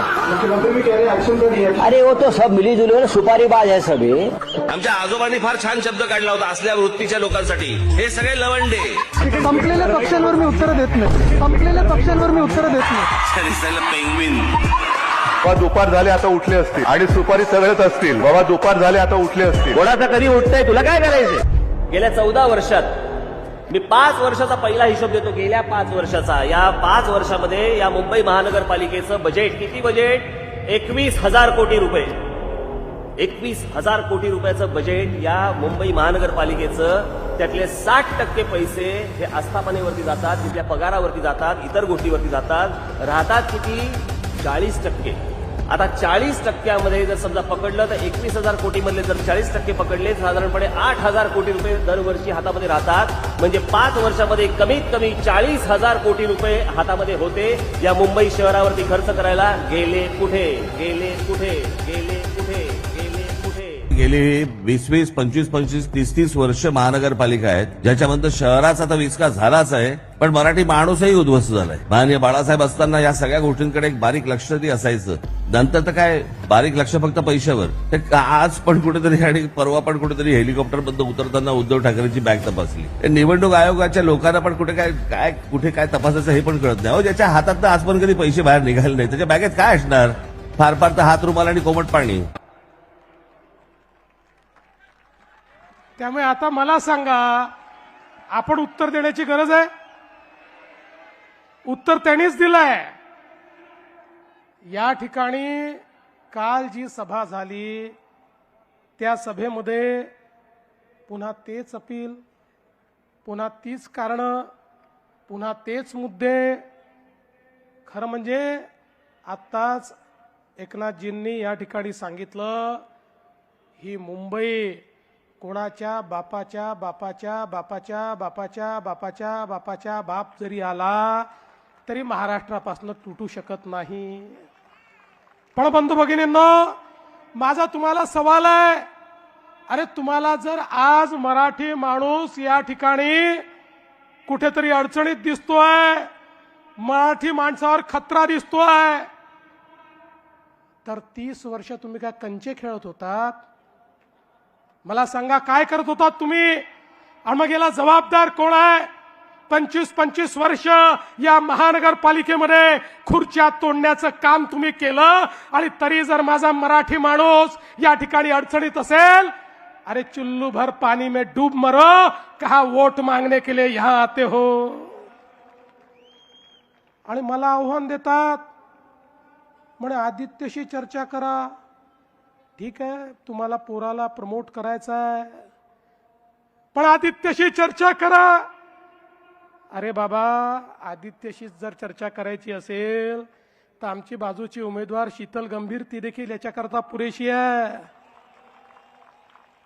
आज खुलं आव्हान देतो, उद्या दिवसभरात कधीही आदित्य ठाकरेंनी सांगावं त्या ठिकाणी आदित्य ठाकरे येतील, आमच्याकडनं शीतल गंभीर येईल आणि करूया चर्चा. आणि मग काय सांगायचं? मुंबईकरांकरता शेवटची निवडणूक, मराठी माणसाकरता शेवटची निवडणूक. बंधू भगिनींनो, ही मुंबईकरांकरता शेवटची निवडणूक नाही, ही मराठी माणसाच्या अस्तित्वाची निवडणूक नाही. अरे हा मराठी माणूस तो आहे ज्यानं अटके पार झेंडे लावले. छत्रपती शिवाजी महाराजांनी आम्हाला असं सळसळत रक्त दिलाय. आम्ही अन्याय सहन करणारे हे मराठी लोक नाही आहोत. अरे आम्ही तर त्या ठिकाणी पानिपतच्या लढाईमध्ये लढण्याकरता गेलो होतो. ते संकट महाराष्ट्रावर नव्हतं. अहमद शाह अब्दालीने त्या ठिकाणी पत्र लिहून कळवलं होतं मराठ्यांना की तुम्ही केवळ सिंध, पंजाब आणि बलुचिस्तान हे माझा आहे म्हणून सांगा, उर्वरित संपूर्ण भारत हा मराठ्यांचा आहे म्हणून मी त्या ठिकाणी त्याला मान्यता देतो. पण मराठे थांबले नाही, कारण आपल्या भारताचे तुकडे होत होते आणि तिथे जाऊन लढलाले आम्ही मराठे आहोत. आणि तुम्ही या ठिकाणी आम्हाला सांगता आपलं अस्तित्व संपून जाईल. अरे मराठी माणसाच्या अस्तित्वाची लढाई नाहीये, तुमचं अस्तित्व पणाला लागलेलं आहे. आणि म्हणून पुन्हा एकदा सांगतो, तुम्ही म्हणजे मराठी नाही, तुम्हीच म्हणजे महाराष्ट्र नाही, तुम्ही म्हणजे मुंबई नाही. मुंबई म्हणजे ही बसलेली जनता आहे, मराठी म्हणजे ही बसलेली जनता आहे. महाराष्ट्र म्हणजे छत्रपती शिवरायांनी तयार केलेला हा महाराष्ट्र, ज्याला महाराष्ट्र धर्म समजतो तो महाराष्ट्र आहे. त्याच्याकडे कोणी वाकडी नजर करून या ठिकाणी पाहू शकत नाही. पण बंधू भगिनींनो, खऱ्या अर्थानं आपण बघा, या ठिकाणी आता काही लोकांनी काल माझीच नक्कल केली. मला मजा येते कोणी माझी नक्कल केली तर, मला आवडतं, मला काय प्रॉब्लेम नाही आहे.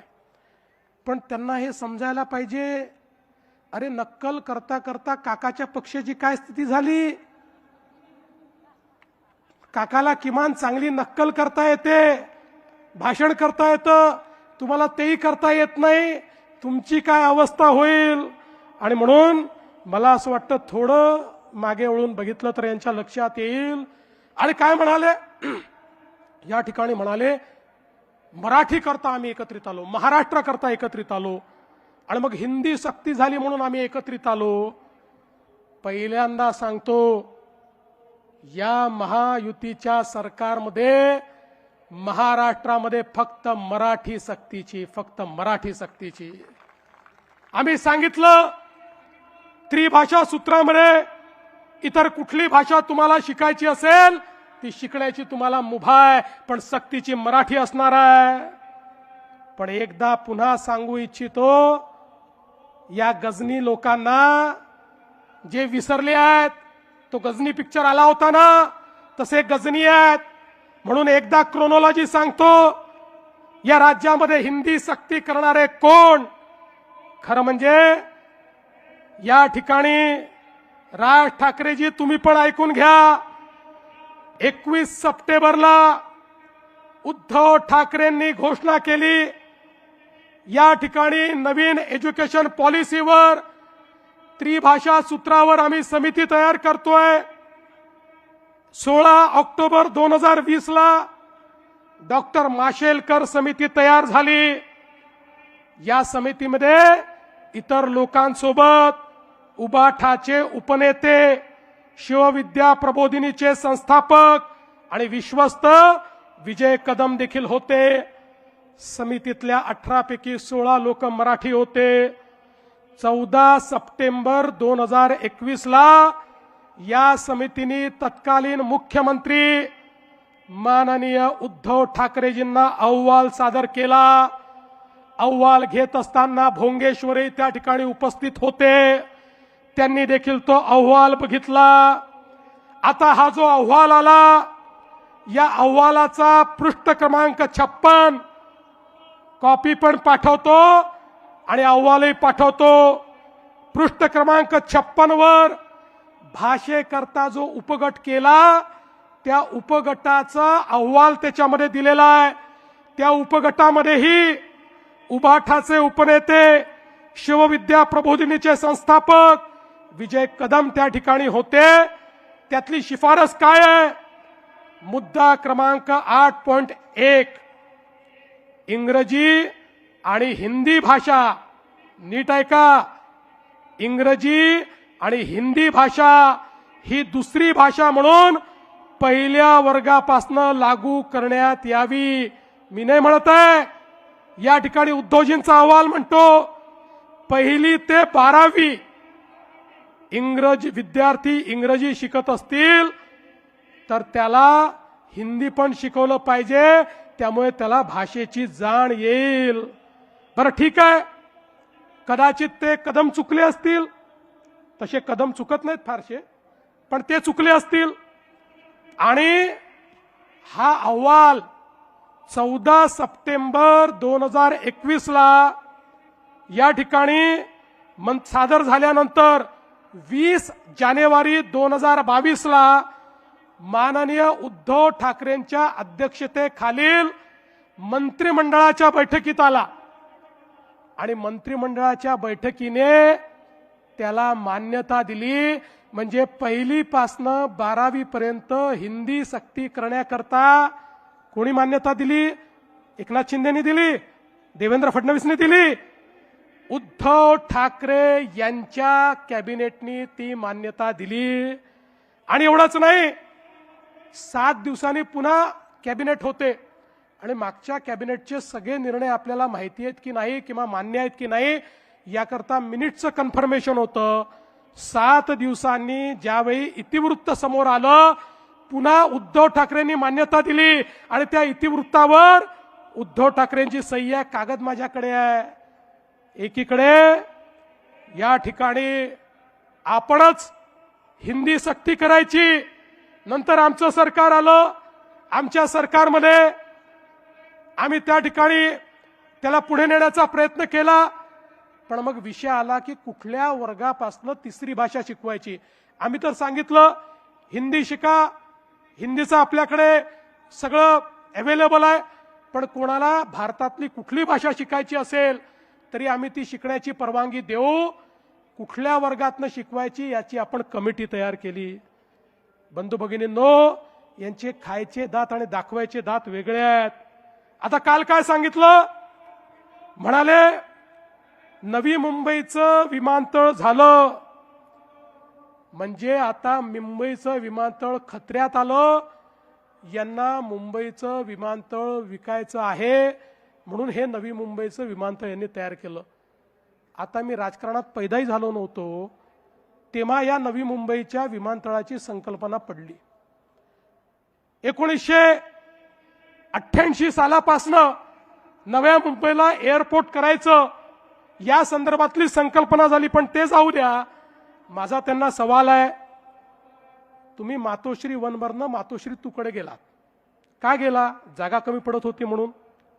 किंवा आमचे राजसाहेब कृष्णकुंजमधनं शिवतीर्थावर गेले, का गेले? जागा कमी पडत होती म्हणून. अरे असंच आमच्या मुंबईच्या एअरपोर्टवर एकच धावपट्टी होती, दुसरी धावपट्टी तिथे तयार करता येत नाही म्हणून 25 वर्ष चाललं होतं नवी मुंबईला एअरपोर्ट करा. इतके अहवाल आले, तुमच्याही काळात अहवाल आला, प्रत्येक अहवालाने सांगितलं मुंबईला जर नवीन एअरपोर्ट दिलं नाही तर मुंबईचा GDP आता थांबलेला आहे, मुंबईची ग्रोथ थांबलेली आहे. अरे मोदीजींच्या नेतृत्वात 5 वर्षामध्ये आम्ही नवीन एअरपोर्ट करून दाखवला. तुझको मिरची लगी तो मैं क्या करू? आणि आता सांगतो 3रा एअरपोर्ट पण करणार आहे. अरे जर लंडनला 3 एअरपोर्ट असू शकतात तर माझ्या मुंबईला 3 एअरपोर्ट का नाही? कदाचित मी इथे 3 एअरपोर्ट केल्यानंतर तुम्हाला इथे लंडन असल्यासारखं वाटेल आणि तुम्ही इथेच थांबाल, म्हणून 3रा एअरपोर्ट देखील या ठिकाणी करणार आहे. आणि छत्रपती शिवाजी महाराज एअरपोर्ट मुंबई याची क्षमता 1.5 पट करणार आहे, त्याची क्षमता वाढवणार आहे. हा निर्णय या ठिकाणी आम्ही घेतलाय. आणि म्हणून बंधू भगिनींनो, खऱ्या अर्थानं या ठिकाणी मुंबईकरांकरता आम्ही मेट्रो केली, मुंबईकरांकरता EV बसेस आम्ही घेतल्या, मुंबईच्या सबअर्बन रेल्वेला आधुनिक आम्ही त्या ठिकाणी करतोय, गरिबांना घर देतोय, BDD चाळीत राहणाऱ्याला त्या ठिकाणी घर मिळालं, अभ्युदय नगरला घर मिळतंय, पत्रा चाळीत राहणाऱ्या त्या माझ्या मराठी माणसाला तुम्ही त्याचं घर हिरावून घेतलं होतं, त्याला देखील घर देणारे आम्ही आहोत. आणि त्यासोबत या विशाल सह्याद्रीमध्ये आमचे जे लोक राहतात त्यांना घर देणारे आम्ही आहोत. या मुंबईमध्ये प्रत्येकाला घर देण्याचं काम हे आम्ही करतो. पण ज्या धारावीमध्ये घर देण्याचा निर्णय आम्ही घेतला, बंधू भगिनींनो, 2014 साली राजीव गांधी आले, ते म्हणाले धारावीचं रिडेव्हलपमेंट झालं पाहिजे. 30 वर्ष काही झालं नाही. मोदीजींचं सरकार आलं 2014 नंतर, केंद्र सरकारची जागा आम्ही घेतली आणि त्या ठिकाणी धारावीचं रिडेव्हलपमेंट करायचं ठरवलं. पहिलं टेंडर आम्ही दुसऱ्या विकासकाला दिलं होतं. सगळ्या प्रक्रिया पूर्ण केल्या होत्या. त्या प्रक्रिया पूर्ण करून टेंडर गेलं होतं. मग मला सांगा उद्धवजी, तुम्ही मुख्यमंत्री झाल्यावर ते टेंडर का रद्द केलं? तुम्हाला कोणाला टेंडर द्यायचं होतं म्हणून ते रद्द केलं. आता मी विचारू का की तुम्हालाच अडाणींना टेंडर द्यायचं होतं म्हणून तुम्ही ते टेंडर रद्द केलं. आणि म्हणून आम्ही पुन्हा सरकारमध्ये आलो त्यावेळेस लक्षात आलं यांनी अशा अटी शर्ती केल्या होत्या की या धारावीच्या रिडेव्हलपमेंट सोबत मुंबईवर टीडीआरची मोनोपोली झाली असती. आम्ही सांगितलं चालणार नाही. शिंदेजी आणि मी होतो, आम्ही त्या टीडीआरचं कॅपिंग केलं. 90% आपल्या डीएसआरच्या वर, या डीएसआरच्या वर किंमत देता येणार नाही म्हणून सांगितलं. आणि त्या ठिकाणी खऱ्या अर्थानं आम्ही टीडीआर एक्सचेंजची अट टाकली. ऑनलाईन केवळ ट्रेडिंग करावं लागेल हे सांगितलं. आणि धारावीची जागा ही आम्ही कोणाला दिली नाही. धारावीची जागा आम्ही डीआरपीला दिली, डीआरपीला. आणि त्या डीआरपी मध्ये सरकार देखील आहे, विकासक अडाणी आहेत पण त्यात सरकार देखील आहे. आणि त्या ठिकाणी ओपन कॉम्पिटिशन केली, 4 टेंडर आले. त्यातनं आम्ही ज्यांनी सर्वात जास्त फायद्याचा सौदा दिला त्याला ते टेंडर त्या ठिकाणी गेलं. पण बंधू भगिनींनो, खऱ्या अर्थानं या ठिकाणी खोटं बोल पण रेटून बोल ही जी तुमची पद्धत आहे, या पद्धतीचं या ठिकाणी पर्दाफाश करण्याकरता मी आलो आहे. अरे बाबा, या सगळे जे प्रोजेक्ट आहेत, ज्या सगळ्या प्रोजेक्टचं तुम्ही बारसं करून राहिले, मी तर सांगितलं शेजारच्याचं पोरगं मांडीवर बसवता आणि आमचं पोरग आहे सांगता. अरे या मुंबईला माहिती आहे, ये पब्लिक है, ये सब जानती है, कोणी केलाय मुंबई करता हे माहिती आहे. तुम्हाला दाखवण्याकरता एक देखील विषय या ठिकाणी या 25 वर्षात करता आला नाही. पण विकासावर बोलायचं असेल तर मर्द व्हावं लागतं. आता कोणामध्ये मर्दानगी आहे की नाही हे बोलणारा मी नाही आहे, माझे ते संस्कार देखील नाही आहे. पण माझ्या आई वडिलांपर्यंत तुम्ही पोचलात, माझ्या आई वडिलांवर तुम्ही बोललात. अरे शरम वाटली पाहिजे. मला एका गोष्टीचा अभिमान आहे, मी त्या बापाचा पोरगा आहे जो राष्ट्रीय स्वयंसेवक संघाचा प्रचारक होता. मी त्या बापाचा पोरगा आहे ज्या बापानं इमर्जन्सीमध्ये 2 वर्ष जेलमध्ये काढले. मी त्या बापाचा पोरगा आहे ज्याने आपलं जीवन संघर्षात घालवलं, कधी संपत्ती कमवली नाही. आणि मी तुम्हाला सांगू, अरे आज माझा बाप ज्यावेळी स्वर्गातनं मला पाहत असेल त्यावेळी त्यालाही हा आनंद होत असेल की माझं हिंदुत्व माझ्या मुलांनी या ठिकाणी चालवलं. पण तुमचे पिताश्री हिंदुहृदय सम्राट शिवसेना प्रमुख बाळासाहेब ठाकरे जेव्हा स्वर्गातनं पाहत असतील त्यावेळी त्यांना काय वाटत असेल. आता माझा मुलगा रशीद मामू सोबत बसायला लागला हे पाहिल्यानंतर त्यांना काय वाटत असेल. आणि म्हणून मी तुम्हाला एकच गोष्ट सांगतो, तुम्ही किती खोटं बोला तरी या जनतेचा तुमच्यावर विश्वास नाही. आता अडाणींच्या गुंतवणुकीबद्दल यांनी सांगितलं. खरं म्हणजे मला कधी कधी आश्चर्य वाटतं की गुंतवणूकदारांना लोक अट्रॅक्ट करतायत. बरं जाऊ द्या महाराष्ट्राचं, राहुल गांधी तर विरोधात आहेत ना अडाणींच्या, रोज बोलतात ना अडाणींवर. त्यांच्या शासित राज्यांमधली काय स्थिती आहे लावता का रे बाबा फोटो, लावा फोटो. हे कोण आहेत? हे अशोक गहलोत आहेत. राजस्थानमध्ये मुख्यमंत्री असताना अडाण्यांना बोलवून 66,000 कोटी रुपयाची गुंतवणूक घेतली. दुसरा लावा, दुसऱ्याचा फोटो आला नाही पण मी सांगून देतो. छत्तीसगड भूपेश बघेल, हे भूपेश बघेल नाही ते पुढचे आहेत, थांबा इथे. भूपेश बघेल 55,000 कोटी रुपयाची गुंतवणूक घेतली. हे कर्नाटकचे काँग्रेसचे सिद्धरामय्याजी हे राजेश अडाणींसोबत या ठिकाणी बसले आहेत. DK शिवकुमार साहेब त्यांचे उपमुख्यमंत्री तेही बसले आहेत. 25,000 कोटी रुपयाची अडाणींची गुंतवणूक त्या ठिकाणी झाली. चला पुढे झारखंडला जाऊ. आता हे झारखंड मुक्ती मोर्चाचे हेमंत सोरेन 25,000 कोटी रुपयाची अडाणींची गुंतवणूक त्या ठिकाणी झाली. आता आपल्या दिदींकडे जाऊ. नाही त्याच्या आधी आपले हे आले. आता कुठले आले आपले?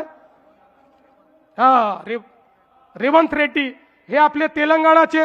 त्यांची किती गुंतवणूक आहे जरा बघू द्या. तेलंगणाची देखील 25,000 कोटी रुपयाची गुंतवणूक या ठिकाणी तेलंगणाची. आपल्या दिदी किती शिव्या रोज देतात मोदीजींना. रोज मोदीजींना शिव्या देणाऱ्या दिदी, रोज भाजपवर बोलणाऱ्या दिदी यांनी पण अडाणींना बोलवलं. काय सुंदर फोटो आहे बघा. एकमेकाला नमस्कार करून राहिले. जसं तुम्ही बोलवून नमस्कार केला तसाच आहे हा. यांनी देखील या ठिकाणी 8,000 कोटीची गुंतवणूक घेतली. केरळ, अरे ज्या ठिकाणी कम्युनिस्ट काँग्रेस, ज्या ठिकाणी भगव्याला शिरू पण देत नाहीत, हे केरळचे मुख्यमंत्री पिनराई विजयन, डाव्यांचं सरकार 13,000 कोटीची गुंतवणूक अडाणीला बोलवून घेतली. ओडिसा हे माजी मुख्यमंत्री, हे पण भाजपचे नाहीत, एनडीएतही नाहीत, 29,000 कोटी रुपयाची गुंतवणूक घेतली. आंध्र प्रदेशचे जुने मुख्यमंत्री हेही एनडीएत नाही, यांना आपण पराभूत केलं. जगनमोहन रेड्डीजी 35,000 कोटी रुपयाची गुंतवणूक घेतली. आणि तमिळनाडू, अरे कुठे गेला तमिळनाडूमध्ये त्या ठिकाणी मुख्यमंत्री स्टॅलिन साहेबांनी 15,500 कोटी रुपयाची गुंतवणूक घेतली. आणि आता पंजाबला जाऊया. पंजाबमध्ये देखील या ठिकाणी पंजाबच्या मुख्यमंत्र्यांनी 4,500 कोटी रुपयाची गुंतवणूक या ठिकाणी घेतली. आता मला सांगा, हे सगळे वेडे आहेत? अरे बाबा, आपण कुठल्या जमान्यात आहोत? हा जमाना असा आहे, तुम्ही जर उद्योजकाला नाकारलं, तुम्ही जर गुंतवणूक नाकारली, तर गुंतवणूकदार दुसरीकडे जायला तयार आहे. आणि मग गुंतवणूकदार जर आला नाही तर या ठिकाणी आमच्या मुलांच्या हाताला काम कसं मिळेल? तुमचं बरं आहे, केवळ भाषणं करायचे आणि मराठी माणसाला काय द्यायचं? नोकऱ्या तर सोडाच, शिव वडापावची गाडी त्या ठिकाणी द्यायची. वडापावच्या व्यतिरिक्त मराठी माणसाकरता तुम्ही स्वप्न पाहिलं नाही, पण आमचं स्वप्न आहे या मराठी माणसाला उद्योजकही बनवू, त्याला नोकऱ्याही देऊ. एकही मराठी माणूस या ठिकाणी खऱ्या अर्थानं बेरोजगार राहणार नाही. याकरता अडाणी यो किंवा कोणी यो, जो महाराष्ट्रात गुंतवणूक करेल त्याचं आम्ही स्वागत करू. आमचं ठरलंय कोणालाही गैरफायदा देणार नाही, पण आलेल्या प्रत्येकाचं स्वागत हे या ठिकाणी झालंच पाहिजे. आणि एवढंच नाही, एक सुंदर प्रेझेंटेशन देखील झालं. आणि या प्रेझेंटेशन मध्ये त्यांनी सांगितलं कशी अडाणींची 2014 नंतर नेटवर्थ वाढली मोदींमुळे. आता मी काही अडाणींचा वकील नाही आहे, ते त्याचं उत्तर देतील.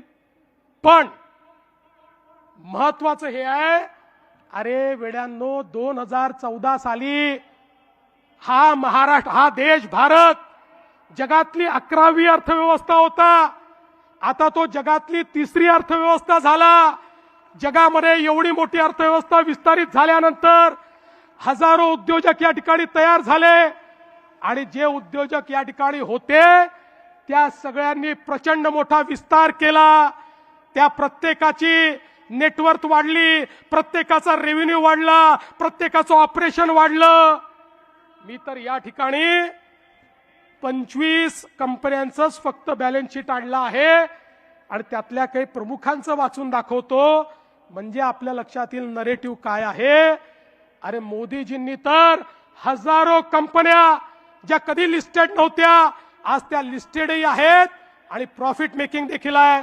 तुम्ही बघा ही चांगली नावं आहेत सगळी जी लोक आपल्या राज्यामध्ये आपल्या मुलांना त्यांच्या हाताला काम देत आहेत अशा प्रकारची लोक आहेत. टाटा ग्रुपचा रेव्हेन्यू किती वाढला माहितीये? 14 पासून 24 पर्यंत 14 पासून 26 पर्यंत 664%.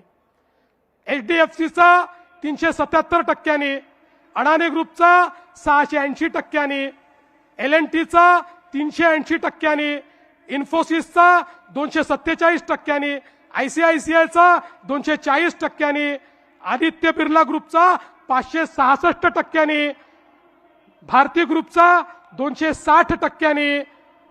मी छोटे छोटे म्हणजे 200% वाले वगैरे वाचतच नाही, आता पुढेच जातो. सन फार्मा आपल्या मुंबईची कंपनी, आपल्याला अभिमान असला पाहिजे. आपल्या मुंबईची कंपनी सन फार्मा यांचा रेव्हेन्यू किती टक्क्यांनी वाढला माहितीये? 1552%. 1552%. एव्हेन्यू सुपर मार्केट ही पण मुंबईवालेच आहेत. यांचा कितीनी वाढला माहितीये? 1166%. वेदांताचा 400%, हिंदुजा ग्रुपचा 376%, गोदरेजचा 409%, TVS ग्रुपचा 529%, RJ कॉर्प ग्रुपचा 1033%. आता या सगळ्यांचे वाढले. यांच्यातल्या काही लोकांच्या तुलनेत तर तुम्ही सांगितलेला आकडा कमीच आहे. त्यामुळे जर आपली अर्थव्यवस्था विस्तारित होत असेल, आपल्याकडे गुंतवणूक येत असेल, आपल्या मुलांच्या हाताला काम मिळत असेल, तर आपण त्याचं स्वागत केलं पाहिजे की रोज त्यांना धक्का मारला पाहिजे, रोज शिव्या दिल्या पाहिजे. अरे तुम्हाला चिंता नाहीये, तुमच्या पोराबाळाची तुम्हाला चिंता नाहीये, तुमच्याकडे काही कमी नाही आहे, पण मला चिंता आहे त्या सामान्य मध्यमवर्गीय मराठी कुटुंबातल्या व्यक्तीची, या मुंबईकरांची, ज्यांच्या मुलांच्या डोळ्यामध्ये स्वप्न आहेत. ती स्वप्न त्यांना पूर्ण करायची आहेत, पण ती स्वप्न पूर्ण करण्याकरता त्यांना देखील या ठिकाणी गुंतवणूक हवी आहे. ती गुंतवणूक त्यांना कोण देणार आहे हा खऱ्या अर्थानं या ठिकाणी हा सवाल आहे. आणि म्हणून मी तुम्हाला एवढंच सांगण्याकरता आलो आहे, मला फार उत्तर द्यायची आवश्यकता नाही आहे. मी जर उत्तर द्यायला लागलो तर अनेकांना तोंड दाखवायला जागा राहत नाही, तुम्हाला माहिती आहे. आणि म्हणून आज एवढंच सांगतो, आमचा संकल्प हा एकच आहे, या मुंबईमध्ये महायुतीचा भगवा फडकवायचा आहे. पण महायुतीचा भगवा कोणाला तरी महापौर बनवण्याकरता नाही, कोणीतरी खुर्च्या तोडाव्या म्हणून नाही.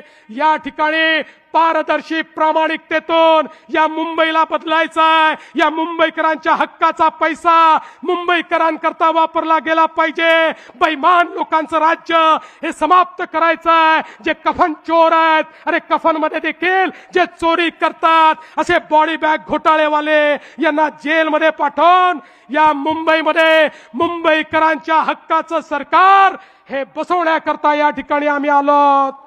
आणि म्हणून बंधू भगिनींनो, मी एकच सांगतो, जिसे निभा न सकू ऐसा वादा नहीं करता, जिसे निभा न सकू ऐसा वादा नहीं करता.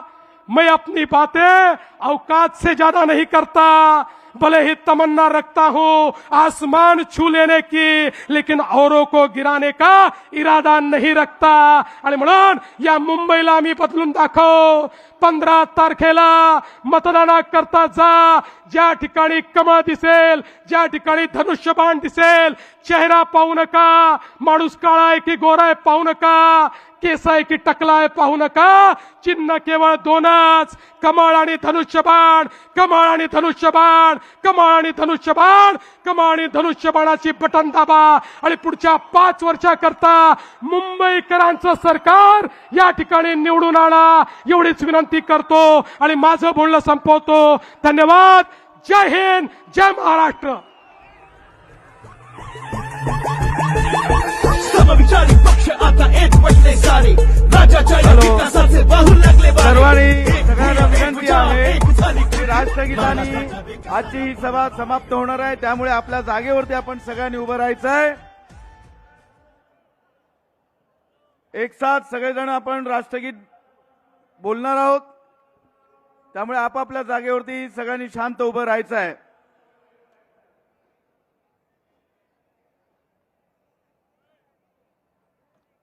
जनगण मन अधिनायक जय हे भारत भाग्य विधाता. पंजाब सिंध गुजरात मराठा द्राविड उत्कल गंगा. विंध्य हिमाचल यमुना गंगा उच्चल जलधि तरंगा. तव शुभ नामे जागे तव शुभ आशीष मागे. गाहे तव जय गाथा. जनगण मंगलदायक जय हे भारत भाग्य विधाता. जय हे जय हे जय हे जय जय जय जय हे. भारत माता की, भारत माता की. सगळ्यांचे खूप खूप धन्यवाद. 15 तारखेला आपण सगळ्यांनी मतदानासाठी मुंबईकरांना मतदान केंद्रावरती घेऊन जायचं आहे. खूप खूप धन्यवाद. महाराष्ट्राच्या विकासाला पुन्हा महायुती.